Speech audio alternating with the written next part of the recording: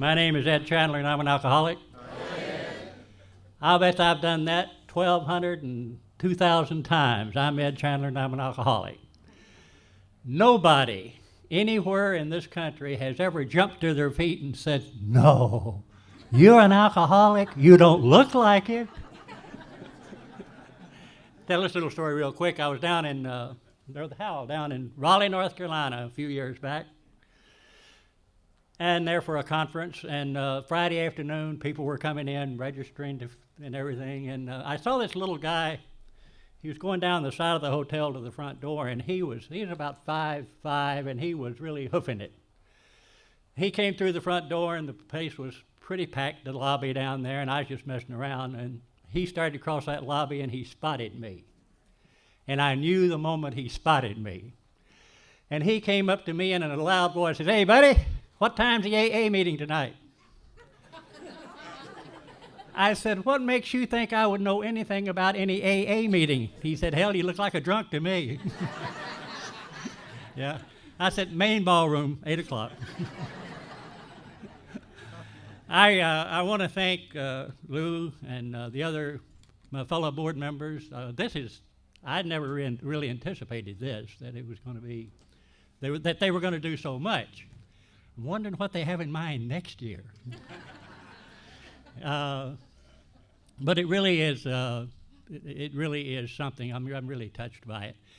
And hadn't had a drink, and my birthday isn't really until the 10th. We had a little scheduling problem, so we're doing it a little early. But Dr. Marley and Sandy tell me that it's okay, that they're going to watch me until we get to the 10th. And I believe that they will watch me until we get to the 10th. I came into AA in San Antonio in July 10th, 1964. What was then the old Alaskan Palace. The building is still there, and as far as I've got connections, I'm going to keep it there, and they're not going to tear that building down. And I always tell people that I began telling people at 20 years, and I've been doing it ever since. I didn't mean to get this sober. I had no intention of being here with you tonight talking about spiritual matters. It just happened, and it's been a journey that I almost missed. I damn near missed it because it was so simple I couldn't understand it. And if I'd had a PhD, that you could understand that it would be so simple I couldn't understand it. But I'm a ninth grade dropout. Surely I could understand something that simple. And AA has been that. What is sitting behind me tonight is it began in the Washington, D.C. area many years ago. The class of 64. Hal has 5 degrees, at least 5 degrees, one being a PhD. Sandy went to Harvard, and I'm a ninth grade dropout. And when you're a ninth grade dropout, there are very few class reunions you get to go to. You know? And I was always left at home, when everybody else tromped off to their hometown to go to a class reunion. So they were kind enough to start the class of 64. And I got sober in July 1964. Hal got sober in November 1964, and Sandy got sober Pearl Harbor Day, December 7th, 1964. And the two of them lived in the Washington, D.C. area, so they met right away. And I left San Antonio with close to 5 years of sobriety and went to Washington. I was up there 31 years and have recently moved back.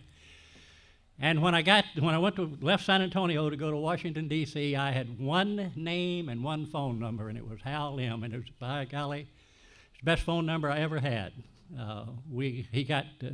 At that time, I'd been going to about 3 or 4 meetings a week, and I was doing fine. Hal went to 15 meetings a week, and I down near died going to AA meetings. I thought, there's got to be more to it than this. But it turned out to be real well, and I was just delighted. And I'm really... on my 14th birthday, Hal and Sandy began speaking at my celebration. And then later, shortly after that, really, I think, we began speaking at each other's birthday. And it turned out that later on, Sandy retired and moved to Tampa. And then I, of course, later retired and moved to San Antonio. But we have decided that what we will do is we will continue to speak at each other's anniversary. They're here in San Antonio tonight to speak for me. In November, Sandy and I will journey to Washington, D.C. to speak for Hal on his 37th anniversary. And on December 7th, Hal and I will go to Tampa and we'll speak for Sandy down there. I think it's just a great idea, and I'm delighted. I'm a very, I never heard to say this much, but I'm very grateful AA, and I'm really grateful for these two guys who have meant so much to me in my life and my sobriety. And I would like to now introduce from Arlington, Virginia, would you please welcome Hal M.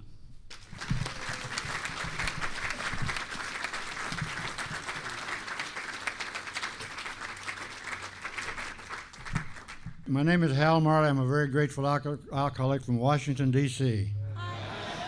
My military background suggests that I speak standing up. I don't speak any better standing down, but anyway, I feel better standing up.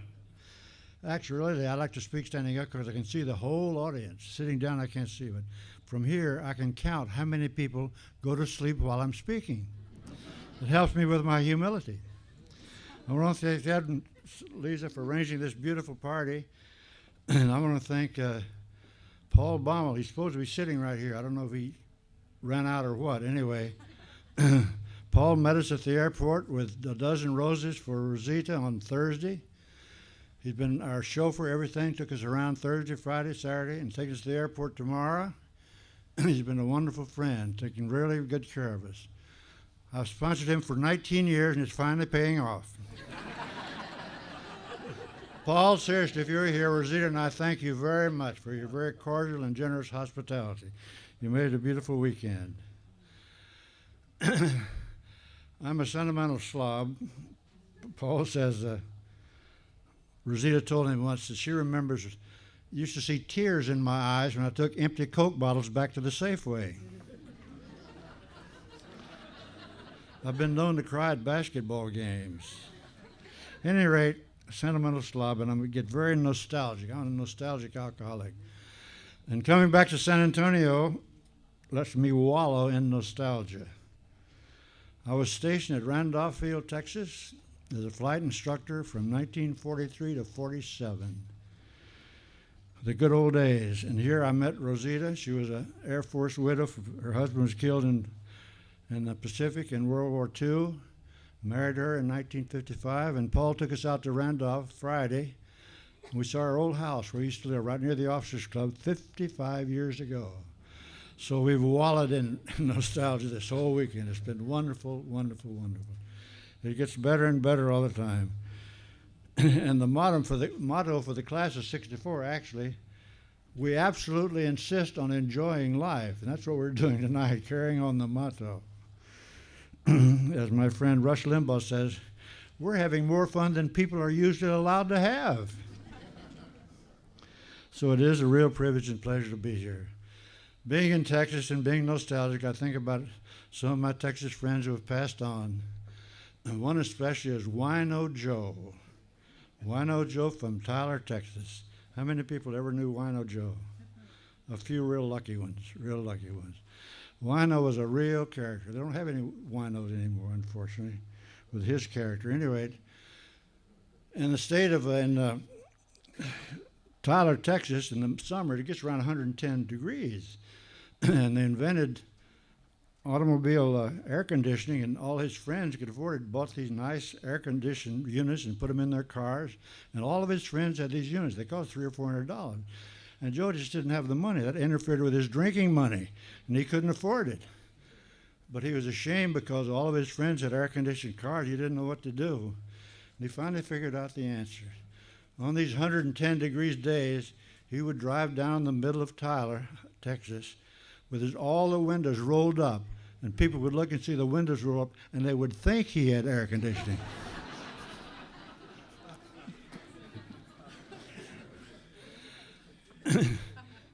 I introduced Joe at Blackstone a year before he died, and we were talking about people. I said, Joe, when you came in the fellowship AA years ago, were there any changes from that and what's going on today?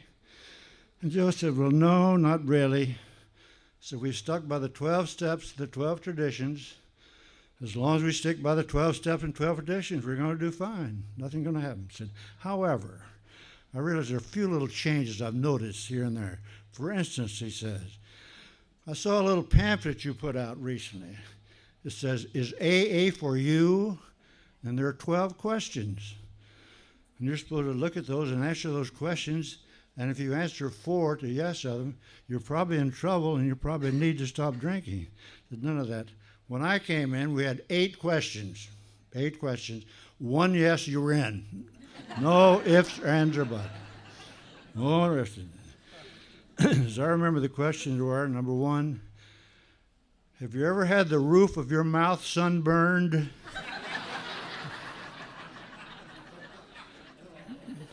2, have you ever been arrested in your own burglar alarm? 3, have you ever been arrested while in jail? 4, have you ever been bitten by your own dog? 5, have you ever done the Tennessee Waltz in a straitjacket? 6, have you ever woke up with a circus midget in bed with you? 7, have you ever been run over by your own car while driving it? And 8, you ever staggered in the bathroom on Sunday morning and brushed your teeth with preparation H? 1 yes and you're in. 1 yes and you're in. Well, I know, God bless his soul. He's a wonderful man. So it's been a wonderful, wonderful weekend. I could stand here rather, and give you a drunk-a-log, but I know most people here know how to get drunk as well or better than I do. So I'd like to talk about recovery.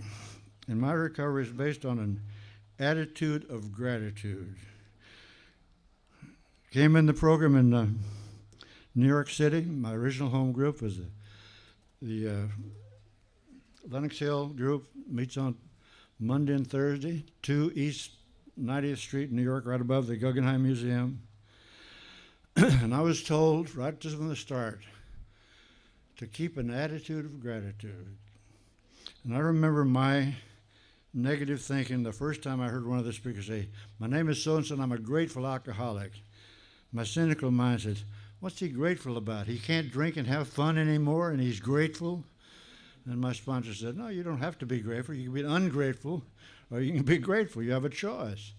However, the people you've been sticking close to, these winners you've been running around with the last few months, all have an attitude of gratitude. That's why they have the smile on their face, the twinkle in their eye, and enjoy living. So you should keep an attitude of gratitude. They told me if I saw a grateful alcoholic, I'd see a sober alcoholic. They told me that gratitude was the basic ingredient in humility. And humility was the basic ingredient in anonymity. And anonymity was the spiritual foundation of all our traditions, ever reminding us to place principles before personalities. They told me if I wanted the roses that came along with this program, I had to accept the thorns, because roses have thorns. And ladies and gentlemen, I've had my share of the thorns. I'm grateful for the thorns. They make me appreciate the roses all the more. They told me there was an old law of physics, that 2 things cannot occupy the same place at the same time. Therefore, if I had a heart full of gratitude, there'd be no room in my heart or my life for anger, fear, guilt, remorse, self-pity, resentments, all those things that drive an alcoholic back into the bottle. They told me that no matter how bad it got, no matter what they did to me, if I use the tools that A has given me, the principles of Alcoholics Anonymous, the virtues that come from an attitude of gratitude. In other words, if I face that situation or that individual with patience and tolerance and kindness and generosity and humility and compassion and love, if I use the tools you've given me, I can happily accept any situation or any individual that comes down the pike.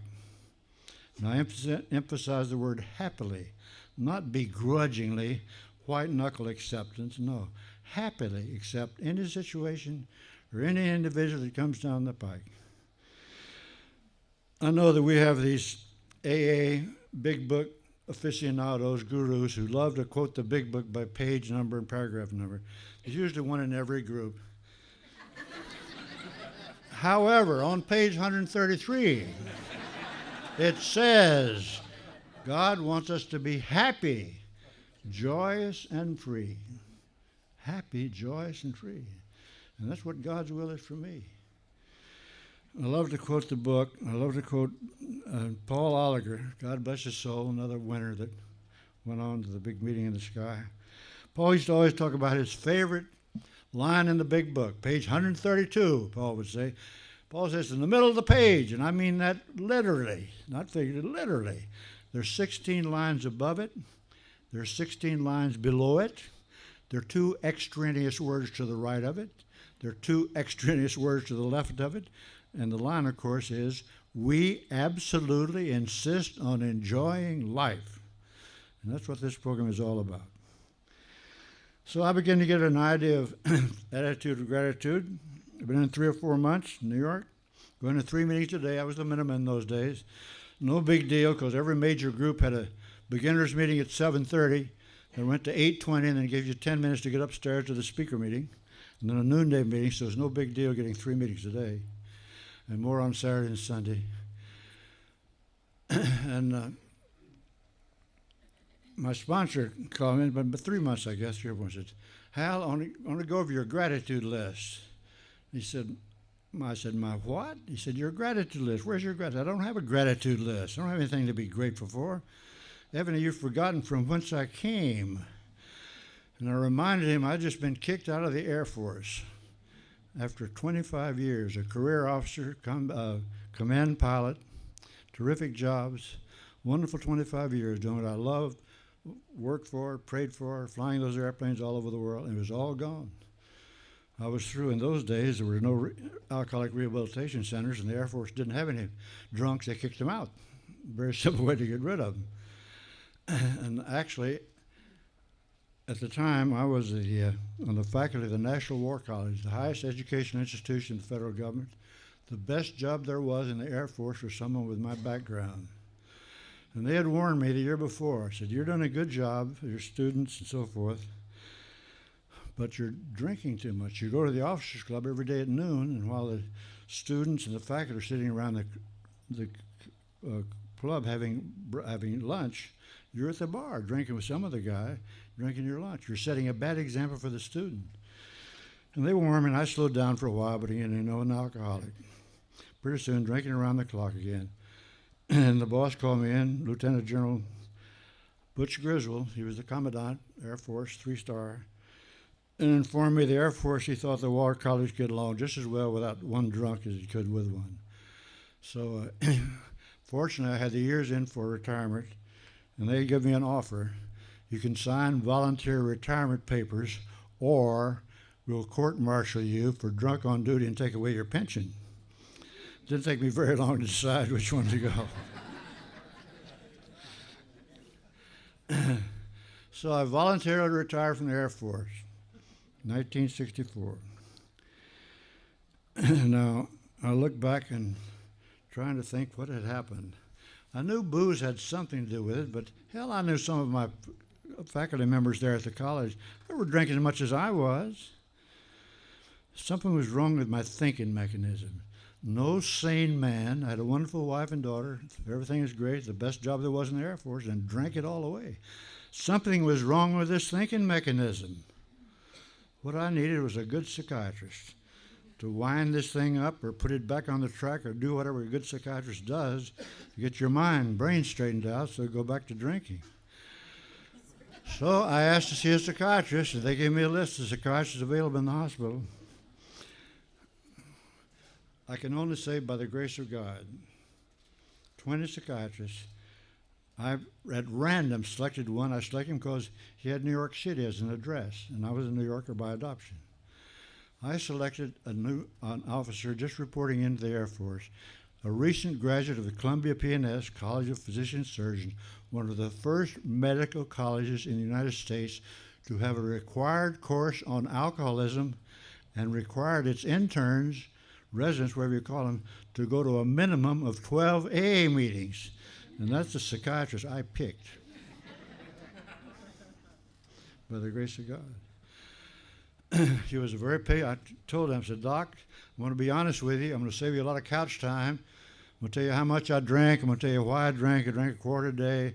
I drank because my wife doesn't understand me. The Air Force doesn't understand me. Blah, blah, blah, blah. He was a very patient psychiatrist. He listened to this jazz for 30 days. And finally said, Hal, you're not psychotic. Nothing wrong with your mind. You're an alcoholic. And I can't help you with your booze problem. But there is an organization called Alcoholics Anonymous. I suggest you go see them. That's why I came in the program in New York City, November 17th, 1964. Now, I had trouble with the program, as most people do with the first. I would go to a meeting, and as I said, every group had a beginner's meeting at 7:30, and then 8:20 go upstairs to the speaker meeting. And I'd go to the beginner's meeting, I would pass. My name is Hal Marley, I'm an alcohol now pass. Hadn't gotten grateful yet. And my son said, look, Hal, this is a program of caring and sharing. You're supposed to say something, participate. I said, don't have anything to say. Well, say it's a good day, it's a bad day, I feel better, I feel worse. Say something. Caring and sharing. Got to share with you. So I started trying to share, and I let them know, okay, I'm just another garden variety drunk like the rest of you people. But let me explain something. I'm not a downtown drunk. I'm not here from the Bowery. I'm not a refugee from the psych ward at St. Elizabeth Hospital either, whatever it was in New York. I'm an uptown drunk. Now, I wasn't bragging. I was sharing. You understand this. What I thought was discreetly, let the information slip out that I spent 9 years of my life at good old college on Broadway, Columbia University. And Columbia had awarded me 4 degrees, a bachelor's, 2 masters, and a doctorate. Wasn't bragging, just sharing, understand? Just wanted to let them know that they're getting a little class in their operation. One of the old-timers called me aside after the meeting and said, Hal, you know, here in New York City, we see a lot of smart Alex. Actually, he used a different word. Like you come in this program. Say, we look upon you as one of 2 things. You're either an overeducated drunk or an intellectual idiot. Said, have your choice. Either definition applies. So A took care of my educational background from the early days. So I'd been in, as I asked for some time, my sponsor asked me for this gratitude list, and I told him, I don't have any list. Told him my side story, kicked out of the Air Force, unemployed, unemployable, bankrupt, mentally, physically, spiritually, financially. My life was over. Total chaos, total disaster. I was through. So what do I mean have a gratitude list? He said, I think you do, and I'll help you with your list. So get out a paper and pencil. Write Hal Marley gratitude list. I'll dictate and you write. Yes, sir. He said, number 1, you're grateful you're alive.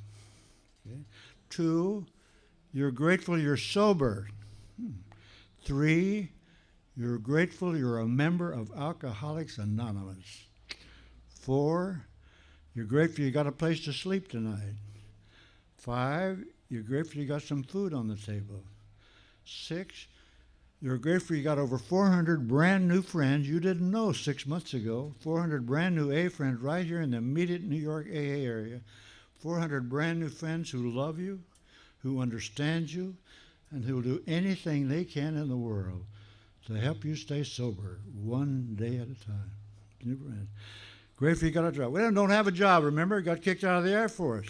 Grateful you don't have a job, gives you more time to go to AA meetings.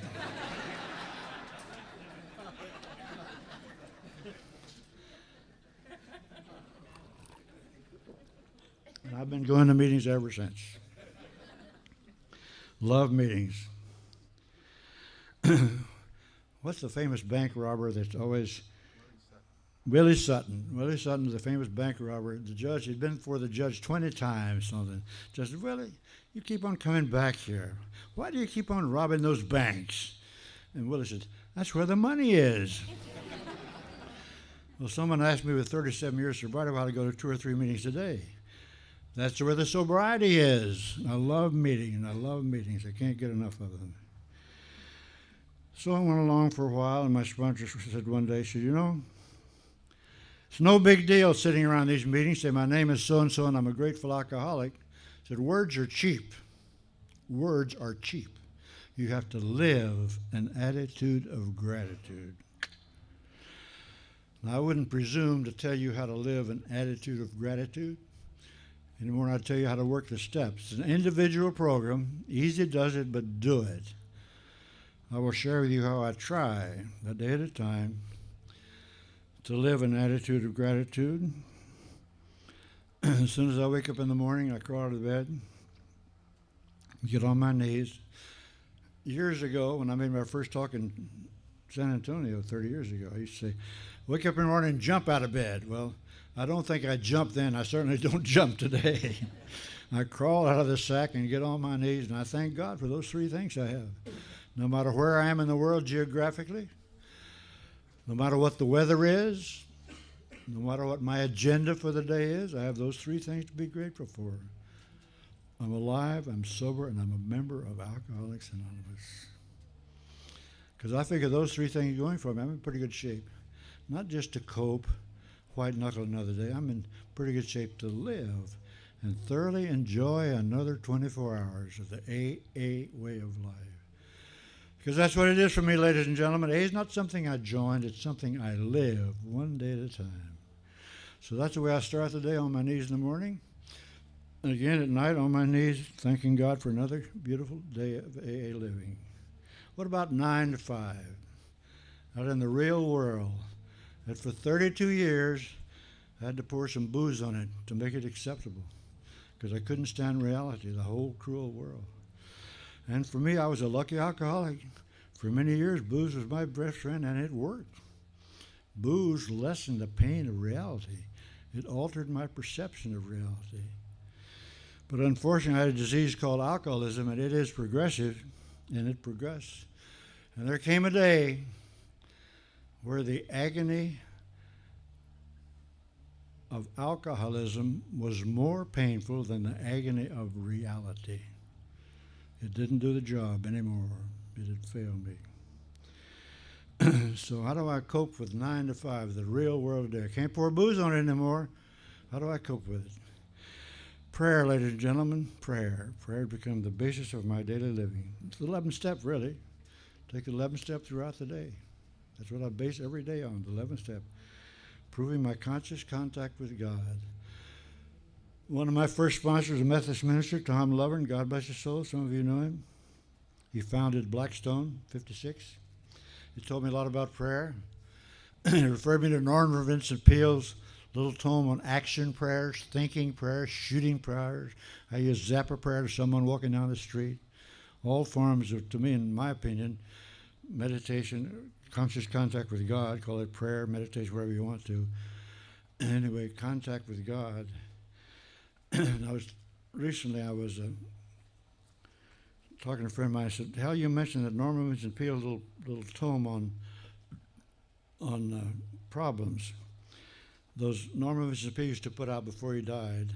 By the way, I heard him speak 6 months before he died on Robert Schuler's program, and he has that dynamic, fantastic, charismatic thing. What a legend! What a living legend in his own time before he died. At any rate, he used to publish his speeches as sermons every Sunday.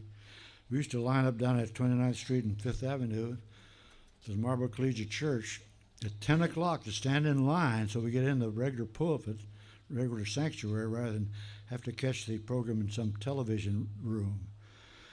Because I'm 10 o'clock for the 11 o'clock service. Anyway, he published many things. One of them was a little pamphlet that said, "What's your problem?" And here was a list of problems on the front cover. sickness in the family, death in the family, lost my job. And I used to use this over from move to the West Coast and all these things. That went along fine on the East Coast. I was speaking in California a couple months ago at Palm Springs, and I was listening to these horrible things that happened to you. Move to the West Coast. They got boos from the audience. So you people that speak around the country, check where you are geographically before you start making these smart-ass remarks about the location. At any rate, each one of these problems, see page so-and-so, and you saw a biblical reference that took care of that problem, whatever the problem was, a biblical reference, so-and-so, page so-and-so, and so forth, the Bible. Go down to alcohol. See page 26. You go to page 26. Go to Alcoholics Anonymous. That was his suggestion. At any rate, I was looking for this pamphlet, and I realized I'd loaned it to a friend of mine a couple of years ago to Xerox so he could have a copy of it.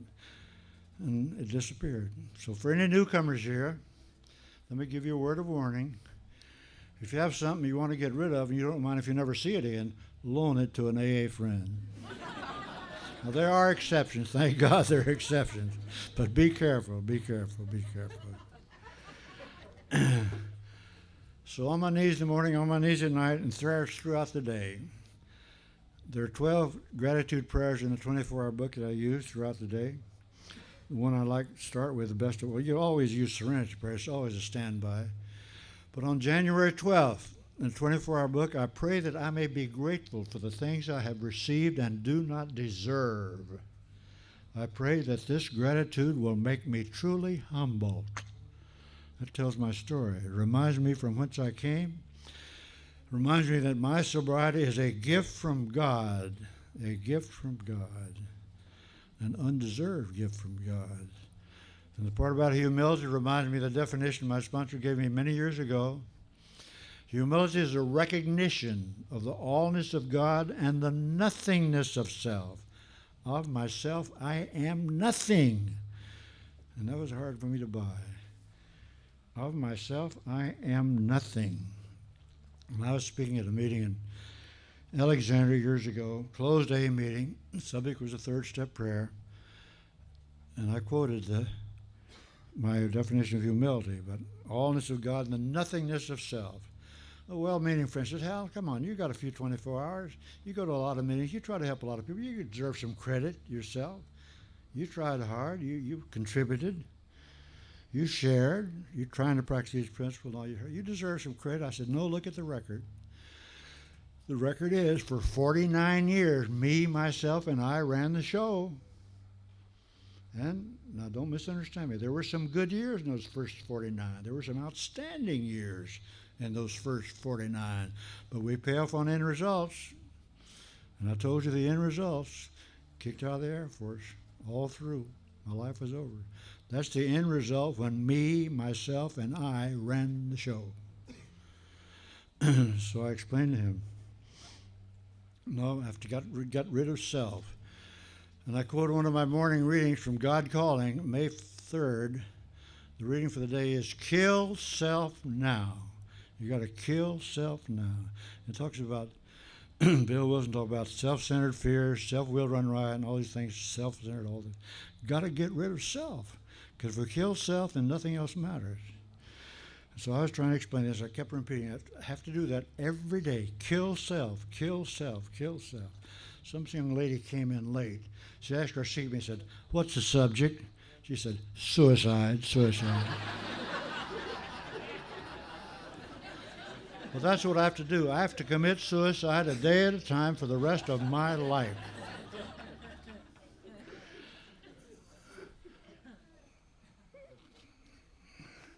I don't want to get involved here because we have, in my opinion, the outstanding speaker in Alcoholics Anonymous, Mr. Sandy Beach. I don't want to take any of his time. Let me try to sum it up. How do I try to live an attitude of gratitude? First of all, I forgot to mention, somewhere in my 10th or 12th year, a friend of mine said, Hal, there's a book I just got a hold of. I think you'd be interested in it. Very spiritual book. I said, something Hazelden published? He said, no. This was 1666. Well, my cynical mind says 1666. I'm sure the language is archaic, and I'm sure the problems and concepts and so forth of 1666 certainly don't apply today. But I remember another definition of humility. My sponsor taught me, stay teachable. Stay teachable. And I went to the local religious bookstore and found a little paperback. Most of you know the book I'm referring to, The Practice of the Presence of God by Brother Lawrence.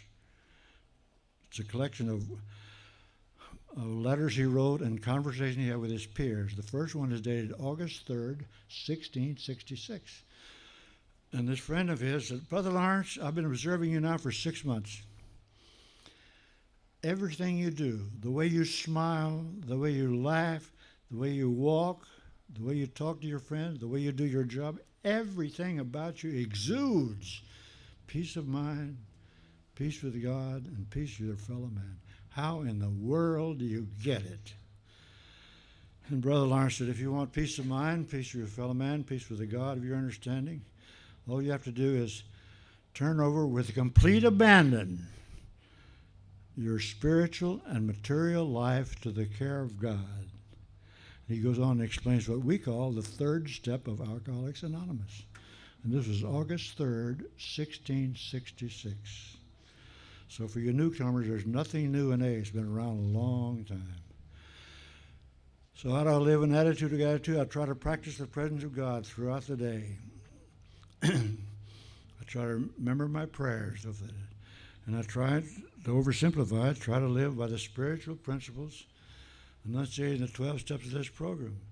And I can't sum it up any better than Bill Wilson does. In the 12 and 12, where Bill says the 12 steps of Alcoholics Anonymous are a group of principles, spiritual in their nature, which, if practiced as a way of life, can expel the obsession to drink and enable the sufferer to become happily and usefully whole. And that's what you wonderful people in this fantastic program have given me. A happy, useful, whole life, restored to the human race back in the mainstream, living, loving, and thoroughly enjoying the AA way of life. Thank you all very much, and now you're going to hear one of the best speakers in Alcoholics Anonymous.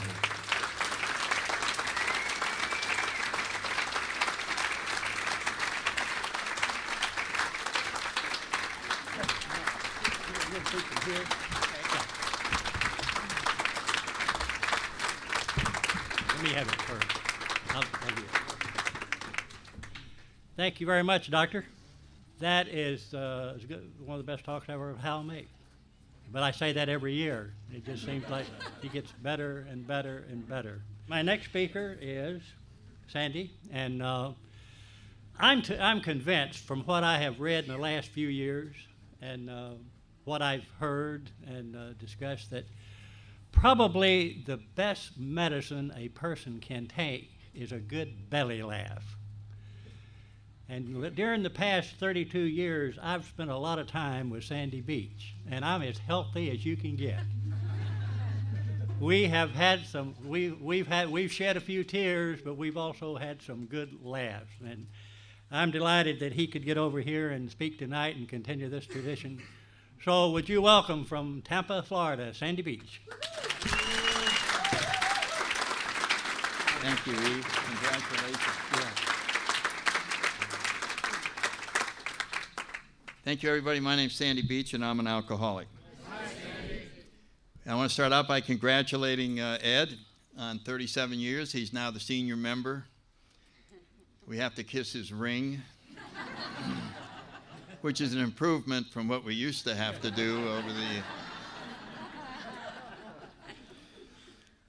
Anyway, I got sober on Pearl Harbor Day of 1964, and I'm really grateful, as Hal said, to Alcoholics Anonymous for all these years of sobriety and happiness that I've found in the program. I still have the same sponsor, which is a pretty good deal when you think about it, to have the same guy who came to my house to get me on that Sunday back in 1964. And I want to say hi to Bill T. up in Virginia, and I love you, buddy. When I came to AA, I liked a lot of things about AA. You know what I mean? There was just something here that I thought was wonderful. But I thought their position on drinking was a little extreme.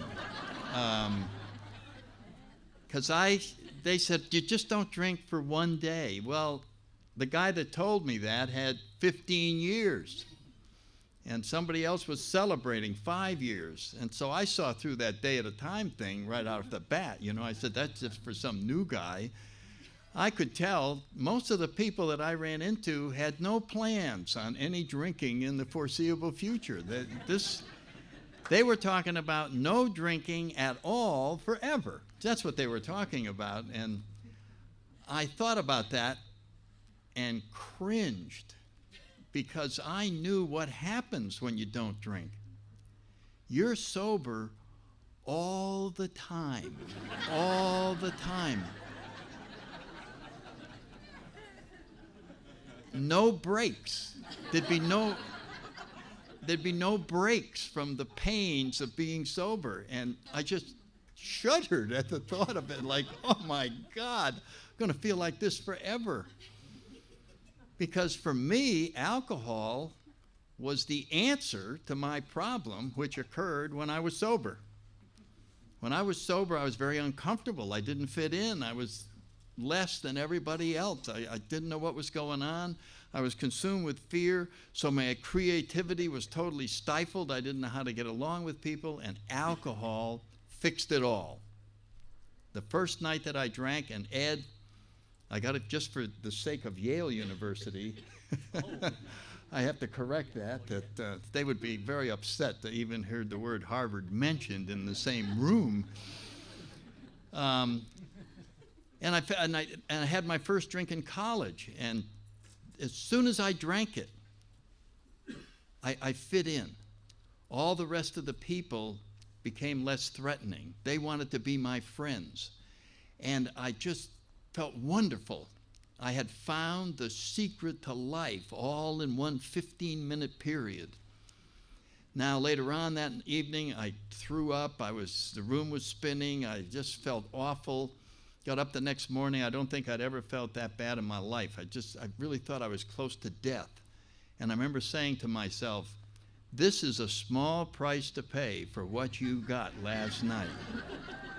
You know what I mean? That's how much alcohol impressed me. That's how vital it became in my life, was that I was willing to pay any price in order to achieve what alcohol did, which was to transport me to a world that I liked. And it put me in a world that had people that I liked. And it put me in a world with people that liked me. And when I was sober, I went back into that other world, that scary world, that world where I didn't know what was going on, where I was afraid. And so what I did each day was I endured sobriety to earn money so that I could drink. That's what the work day was. It was what you had to do in order to get to 4:30 when life began. And then I raced into the bar, and my body saw that we were in a bar, and my body was very excited. Yay, yay, yay. Everything's going to be all right shortly, man. You know, they were sending the signals down. Don't worry, stomach, you're going to be calm. And don't worry, hands, you'll stop shaking. And don't worry, mind, you're going to feel peaceful and all that. It's only a minute away. But I didn't want anybody to think I was an alcoholic, so when the bartender came up, I didn't want to act like I was in a hurry. And so he'd say, yes, sir. And I'd say, go ahead and wait on him. I'm not in a hurry. And my body would go, are you kidding? We have an emergency down here. And you know what it felt like, waiting for that first drink. And then finally I would get the drink, and it would go down. It would calm my stomach and calm my hands so that I could light a cigarette. And then it would go up into my mind, and it would just go, peace. And then I would stand there, and I'd wonder what I was so upset about when I walked in there. It was wonderful what alcohol did. It was incredibly powerful. I did almost all my drinking once I got out of school, and I barely made it because my grades suffered so badly from drinking. The Korean War was going on. We had to join the military, and I ended up in the Marine Corps. And I had the same feeling about the Marine Corps that I did about AA. I remember been there about a week, and I didn't say it out loud. I just was sort of going, these guys are really intense. They ought to slack off a little. Let's play some golf. What are you doing, guys? What is this? And man, they were just raw. And I was surrounded by guys who loved it, and I just was, what is this? And we made it through that boot camp phase, and then we went off for 6 months to become a platoon leader, infantry platoon leader, and that was even more intense. And I just knew I was surrounded by crazy people, and fortunately, right before the end of the 6 months, there was a training movie on pilots. The pilots were in a bar in the movie, and they were talking with their hands, and they were doing this, and there was a blonde in the background, and there was all that, and I remember going up to a major, and I said, what's that pilot training? He said, oh, you don't want that. You have to sign up for 3 more years. I'll sign up for 3 more years. I just want to get away from these crazy people. So that's what I did. Signed up for that, went off back to Connecticut, got married. My wife and I got on a plane. And I think it was an old DC-3, United Airlines, to fly down to Pensacola, Florida, to go to flight school. And I got airsick on the plane going down. And I airsick all over Florida. And my instructor said, I don't think you're going to make it. And finally it went away. And lo and behold, I ended up being great. I was just a good pilot, and so I signed up for a career. And that's what I did. I went on and flew jet fighters and got promoted to first lieutenant, got promoted to captain, 1 child, 2 child, 3 child, 4 child, 5 child, 6 children. I'm looking around going, man, it's getting crowded around the table here. And what's happening, and all these things. And on the outside, you would have said, this guy is doing all right in life. You know what I mean? He's still healthy. He's standing up there. He went to Yale. He got into the Marine Corps. He's a fighter pilot. He got promoted. He got married. He's got all these children. Isn't that wonderful? And I was about to disintegrate from the inside out. The outside had nothing to do with what was happening. This disease was now coming in for the kill, and it started to attack me in the plane. And I started getting withdrawal symptoms, and I couldn't see the instruments, and my hands are shaking, and I'm making mistakes, and I'm starting to distrust the pilot, who's me. It's like, whoa, this is very dangerous to be in here.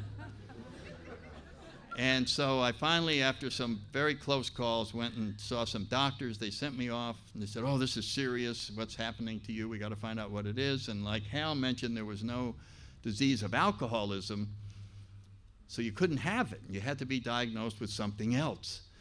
And so after 2 weeks of looking at me, all these doctors, I was just there to be examined by doctors. And all they discovered was that I had very high blood pressure, my hands trembled, I was confused, disoriented, didn't know where I was, I'd lost a lot of weight, I was covered with perspiration, just clammy, cold sweat, and I reeked of alcohol all the time. And based on that, it was pretty obvious that I was experiencing a childhood fear of flying that had just manifested itself. Never should have been a pilot in the first place, and these last 14 years were just a mistake. So I was sent back up to Cherry Point, and I waited 3 months to see what I had to be reassigned as an officer with a new primary military occupational specialty. I got orders to be an air traffic controller. And I made it through the control school. And my last year drinking, I was in charge of an air traffic control unit in Japan. And luckily, I wasn't allowed near the radar. The master gunnery sergeant took one look and said, sir, welcome to the tent. And we were all in tents. And here's your chair, here's your coffee, don't go near the radar. And I just tried to survive. I became a daily drinker. I lost 50 pounds to malnutrition, stopped hanging around with anybody, didn't even want to go to happy hour. I just drank vodka, grain alcohol, and soup. And that was it. I just survived every day, and I got back to the States. Not long after that, I had a grand mal seizure, went into Bethesda Naval Hospital. What caused the seizure? Big mystery. We're all trying to figure out what could be wrong with this guy. Went into the DTs, and they were the classic ones out of the Ray Milland movies where the CIA was coming in my room and they were moving the walls, trying to crack me and make me think that I was a spy. And I mean, it was really fantastic, these DTs. And they just freaked me out, and I was screaming up and down the hall. They put me in a straitjacket and locked me up in the nut ward for 6 months. And I was just in there with all the other crazy people. There was 3 alcoholics and an assortment of mixed nuts in this place. And AA finally talked their way back into the nut ward, and somewhere in probably November of 1964, Corman came in the nut ward and said, all drunks fall in, right face, over the elevator, and we went to an AA meeting. And I liked what I heard, but I didn't think it was for me. I wanted these guys' phone numbers in case I ran into a real alcoholic, and I would send them over, because they were so happy with AA. And then I was out as an outpatient, and I was able to go home and come back to the nut ward during the day. I was going to be sent back to active duty with the understanding I would never drink again or my career was over. And I decided to have a beer to watch a Redskin game, because I had a rule in my house that if you're watching a Redskin game, you got to have a beer. So I didn't want to sit there with the TV off. You know what I mean? Just sitting there. When you have these rules, you have these rules. So I decided to have a beer. And I had a beer, and you know what happened? Nothing. I didn't have another beer. I had no compulsion. I went to bed that night, slept like a baby. Got back in the car, went up to the nut ward the next day. All I could think about was the fact that I had a beer and nothing happened. Nothing. I was free from alcohol. I couldn't eat lunch. I was so excited about having a beer and nothing happened. I couldn't sleep that night because I was now free from alcohol. And the next day I couldn't eat because I was too excited about the fact that I had had a beer and nothing happened. And I didn't sleep all week and I didn't eat all week because I was now free from alcohol. So the next weekend I decided if I could have one beer, I could have one vodka. And I remember going into the package store, and I swear if you had a lie detector on me, I was buying a year's supply when I bought a quart. I remember just the feeling I had inside. And of course, that quart was gone that day. And I was back in the nut ward. I knew they were going to catch me. And so I called AA on the outside. And my sponsor came to my house. Great big infantry Marine. He filled the doorway. No light came in. It was like, my name is Bill. This is a 12-step call. I talk, you listen. He didn't want to talk to me. He wanted to talk to my family. He asked them, what kind of a father? He's the worst father in the world. They all squealed on me. They were all terrible and said all these awful things. He said, there's no doubt you're an alcoholic. Get in the car. We went off, and he was talking about, we'll be going to a meeting every night for 10 years or something like that. And I just went, boy, if I don't get out of this outfit tonight, I may never get out. And I was right, and I tried to make an escape, but he was too big, too strong, too powerful. He marched me to meetings, meeting after meeting after meeting, and my whole life got transformed because of Alcoholics Anonymous. And if there's anybody new here tonight, there's a beginning of the chapter to the agnostic in our big book. For those of you that are new, we have a chapter in there to the agnostic. And I remember looking at that, my sponsor told me I had to read the book, and I sort of skimmed through it, and I saw that chapter, and I said, that'll be my chapter. I'll be reading that one, because that's the one that shows agnostics how to stay sober. I assumed it had, you agnostics won't be doing any of the steps. You'll be doing this other stuff that's in this chapter, you know what I mean? And so I was saving that chapter to read someday. I didn't read the book. I just went through. I had a magic marker. I underlined arbitrarily anywhere. I wrote wow a couple times. I moved the pages around to make it look like they'd been read, and let cigarette burn out on the edge of the book a couple times, and then took a coffee cup and put it on pages that left coffee stains. And boy, that book looked like it was an original edition by the time I got through. Hadn't been read at all.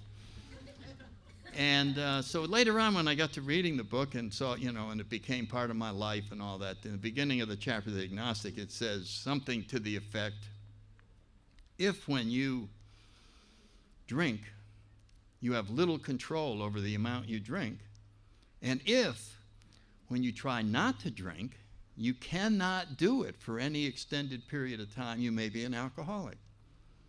And I went, well, yeah, that's me. I can kind of relate to that. And then here comes the most amazing sentence in there. It says, if that be the case, how about that? If that be the case, you may be suffering from an illness. Okay, so far I'm going along with that. Now listen to this. What kind of an illness is it?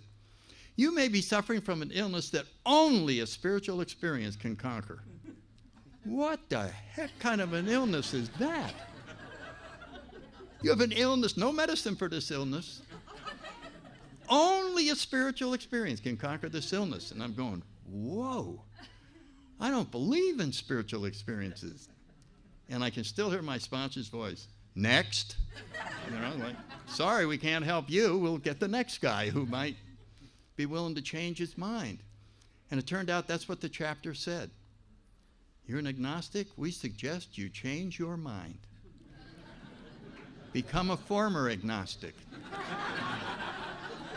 Why should I become a former agnostic? Has AA shown me some higher power that I should believe in? No.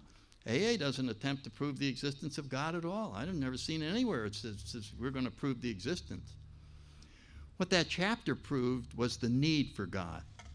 I have an illness that only a spiritual experience can conquer. And it was surrendering to that idea that made me spiritual. That was it. I finally said, this is the reality of my own existence. I have an illness that only a spiritual experience can conquer. Therefore, I ought to be open to a spiritual experience. That's what I ought to be, because there's no other way out. And if you're new and you're having problems with this higher power thing, maybe that back door will get you in. All we have to do is surrender to the idea that we have an illness that only a spiritual experience can conquer, and we become open to the spiritual experience. And once we become open to it, as we talk about having an open mind, it'll all happen. This is here. This is dying to be part of our life. This spiritual higher power can hardly wait to fill your life with joy and gladness and freedom and serenity. It's just there. It can hardly wait to rush in and fill you with that. The only thing blocking it is you. You don't want that. In order to have that happen, you'd have to change your mind. Alcoholics don't change their mind easily. I remember the first time my sponsor finally convinced me of something, and I said, well, Bill, you're right. And he said, no, you're wrong. I said, it's the same thing. He said, well, say it. I'm wrong. He said, I can't hear you. I'm wrong. I mean, it was so hard to say wrong. I mean, it wasn't me. That wasn't part of my nature to say I'm wrong. But in order to make any progress in adopting new ideas, we have to let go of old ones. I have to say those are wrong. I didn't want to say they were wrong because I thought them up. My whole plan for living was mine, although I stole some of it from bathroom walls. But that was my whole thing. I put it all together, the whole plan for living. And they didn't take it apart by analyzing it. They just said, that's your plan for living. It doesn't look like it's a very good plan looking at you. And if you're new, that's what AAs are going to say to you. Yeah, I know you went to Harvard. I know you're smart. I know you got this. But I don't think if you wrote a book, anybody would buy it based on your picture being on the cover. Because it looks like your plan sucks. That's what it looks like. So that's your plan. Your plan, you're wearing a wristband from the nut ward. You're sitting in the meetings trying to cover it up with your shirt, but you have a wristband from a nut ward, and nobody wants to listen to a guy with a wristband from a nut ward. So I would try to hide it so they'd listen to me and all my great ideas. So that was what they were simply suggesting, is your plan stinks. Now let's look at AA's plan. Look around the room. Look at these people. Look at the smiles. Listen to their stories. Look out in the parking lot. They have cars with current registrations. They have. They're wearing clothes that fit. Check this out. This is my own. I didn't rent this. They have business cards with their names on them, not in pencil on the back of somebody else's card. I mean, the results are here. The AA produces these results. Your plan produces you. Why don't you abandon your plan and try this one? Then you say, but I don't want to give up control of my life. You don't. You have a new job. You have a new job, and that is you evaluate how well AA's plan is working. That's your new job. You don't think up the plan anymore. You just follow what is being suggested to you, and every 3 months we want a little report on how this new plan is working in your life. That's your new job.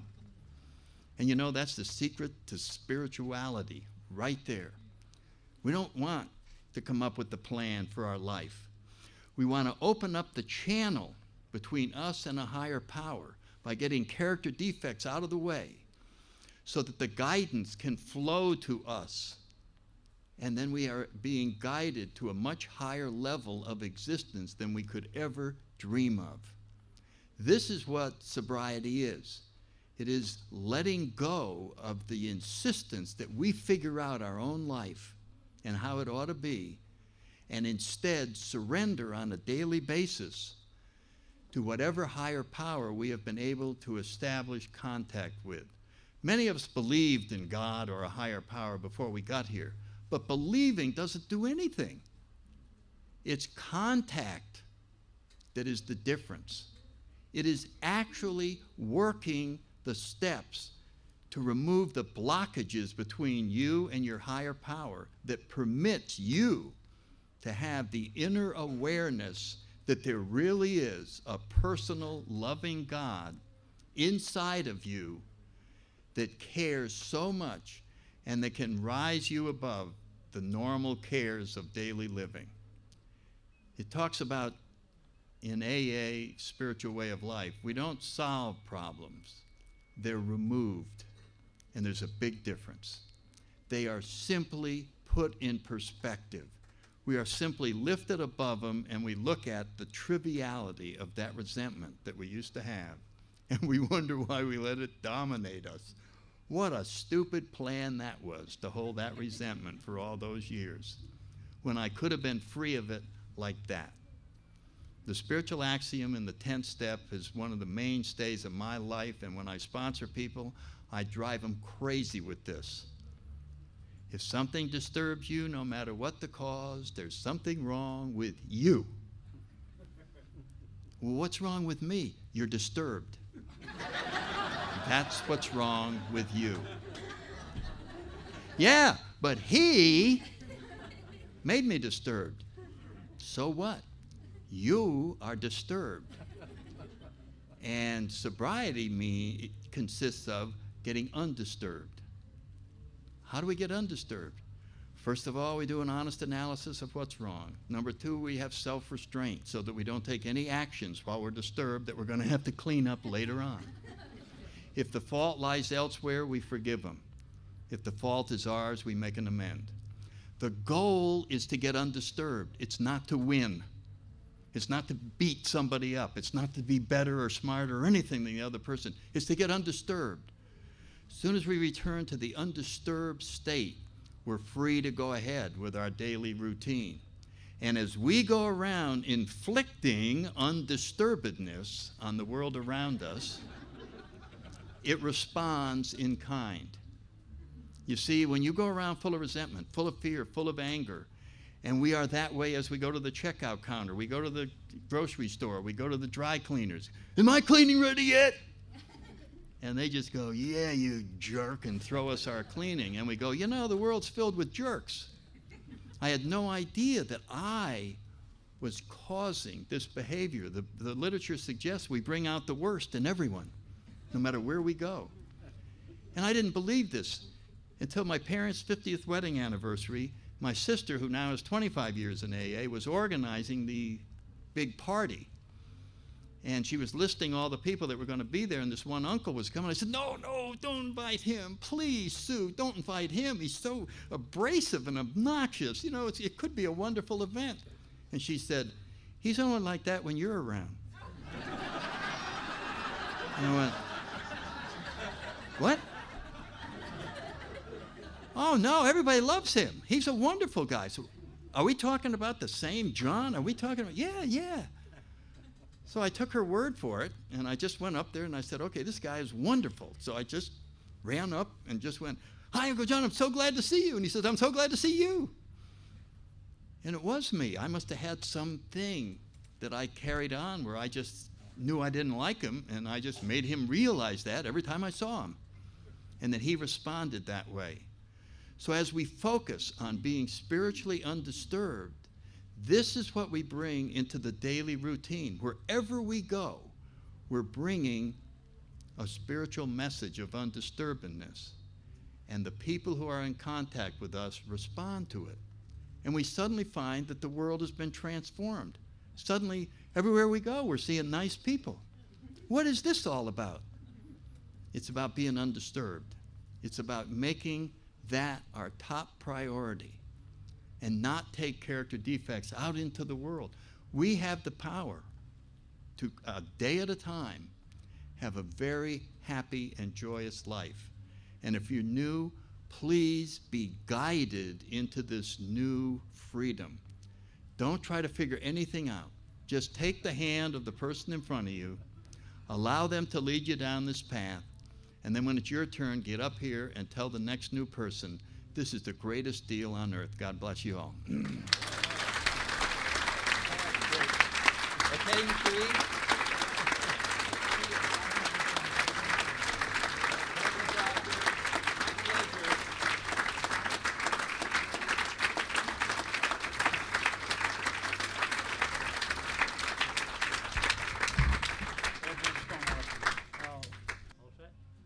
Our Father, Who art in heaven, hallowed be thy name. Thy kingdom come, thy will be done, on earth as it is in heaven. Give us this day our daily bread, and forgive us our trespasses, as we forgive those who trespass against us. And lead us not into temptation, but deliver us from evil. For thine is the kingdom, the power, and the glory, forever and ever. Amen. Keep coming back. It works if you work it. Thank you, E. Happy anniversary. You're welcome.